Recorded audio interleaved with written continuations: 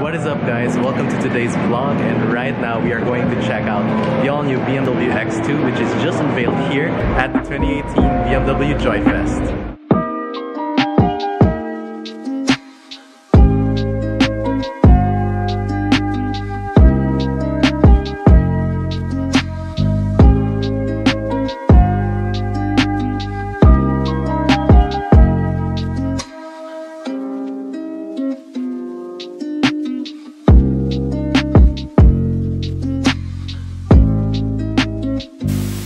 First of all, the design is really striking. It is one of BMW's most daring design yet, and there are a lot of characteristics that resembles one of the classic designs from BMW. So I really think it is a stylish car. So if you're familiar with BMWs, you'll know that this being the X2 is like the sort of coupe-like version of the X1. It does have a lot of stylish traits and a lot of styling homage to classic BMWs. Up front, there is an inverted grille.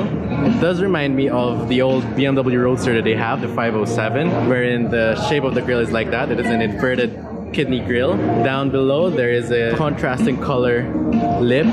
There are the usual obligatory vents, which does make the car look angrier. And there are also these breathers that connect the air towards the side of the vehicle.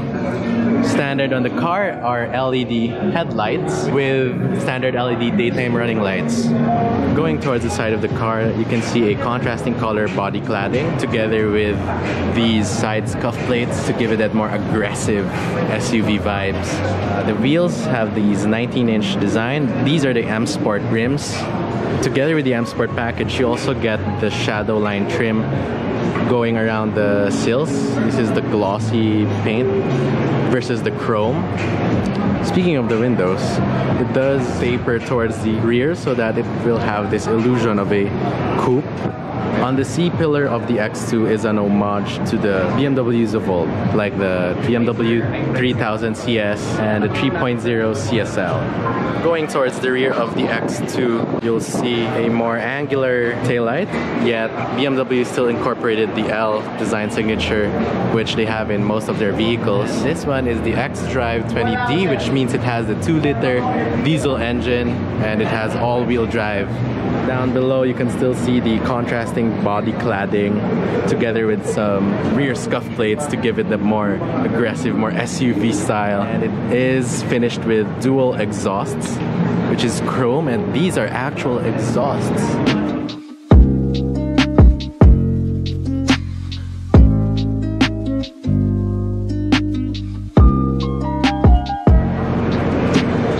Climbing inside. And let's see. Oh, where's the light? It's so dark though. So I'm now inside the BMW X2, and I can say that getting in was pretty easy. It is not as low as the hatchback, yet it is not really that high like in most SUVs. But yeah, this is considered a sports activity vehicle or an SAV. Most people are just buying a lot of SUVs these days. This is one of BMW's most important vehicle yet. The interior, I gotta say, I love the driving position. The paddle shifters are nice. The overall feeling of the steering wheel is really nice. It has this leather wrap steering wheel. It is all thanks to that M Sport package that this car has. The seats has this Alcantara fabric. So as I've said, the X2 shares the platform and interior with the X1. So this is the familiar dashboard of the X1. It does have the tack-on screen. I do wish they've upgraded it to the larger screen with a touchscreen. Push start is standard across the range. Dual zone climate control, this is also standard with this car. It does have an 8-speed automatic transmission with this large gear selector. This is for the iDrive controls, electronic parking brake, and you do have cup holders down here below, which you can also cover with these sliding covers. There's this stitching here, no crooked stitching right here. That is German precision. And this is the center console, which is small and it flips up. So you'll have more space underneath. It's also adjustable. There you go. So let's go climb ahead at the rear. So getting outside the BMW X2 is easy as well. This is where it gets tricky though. Well, it is a little bit dark in here. I can manage because there's a lot of headroom for me, for my height, which is 5'5". Yet I believe that taller passengers will struggle here because this is my driving position. I get enough leg room and there's a space for my feet down below.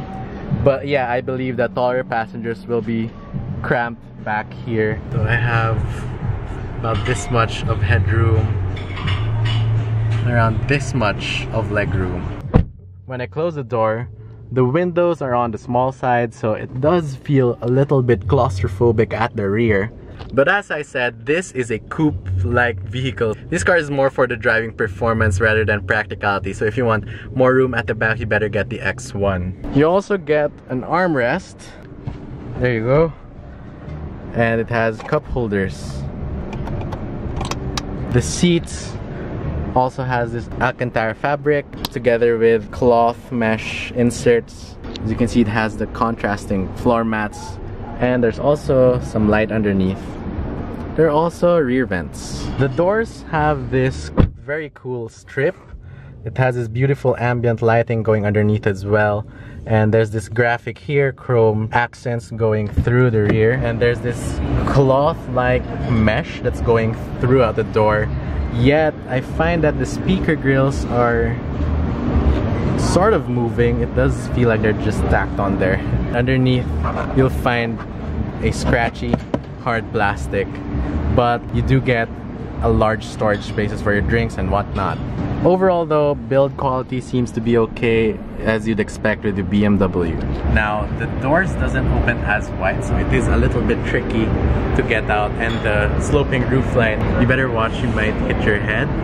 So that is something to consider when you're buying this car. The trunk of the X2, you open it by the BMW logo. You just push this and it automatically goes up.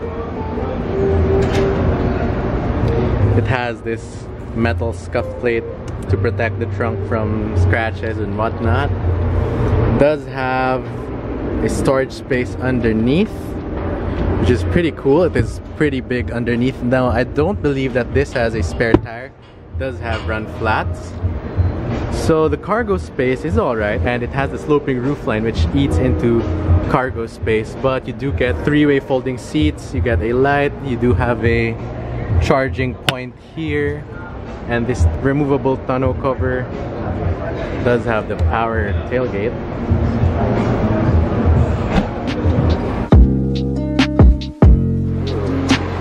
So I got the keys to the Beamer.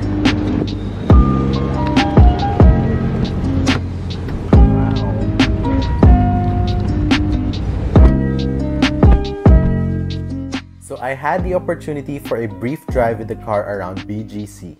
The X2 is the sportier sibling of the X1, and it shows on the way it drives. I had a great time driving it around the city because the steering was light, the engine was punchy, and transmission shifts were responsive.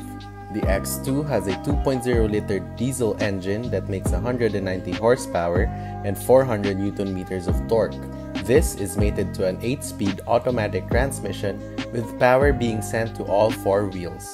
All of the sporty characteristics do come at the cost of comfort. With the M Sport package, the suspension is harder than the regular X2. That said, even in comfort mode, you can feel every bump and surface on the road, which can be hard to live with every day. Another gripe is the aforementioned blind spots, which can make changing lanes a challenge. However, the cabin remains quiet even with a diesel engine. After my time with the car, I was craving for more. Even for an SUV, the BMW X2 manages to make me feel connected with the car and the road. All in all, the X2 is worth checking out if you're shopping for a premium small SUV. But be prepared for a whopping $4 million price tag on this xDrive 20D M Sport. If it were my money though, I'd get the much more practical X1, save up for a larger X3, or just get a proper M car like the BMW M2. With the market obsessed with SUVs, it is no surprise that BMW joins in the game. The car embodies sheer driving pleasure packed in a stylish exterior. While it may lack practicality and comfort, the X2 puts the sport in sport activity vehicle. So those were my thoughts on the all-new BMW X2. If you enjoyed this video, please like it and share it to your friends. Make sure you subscribe to my channel and hit the bell icon to get notified if I post a new video. I would also like to hear your thoughts on the X2, so leave a comment down below. This has been TJ, and thanks for watching.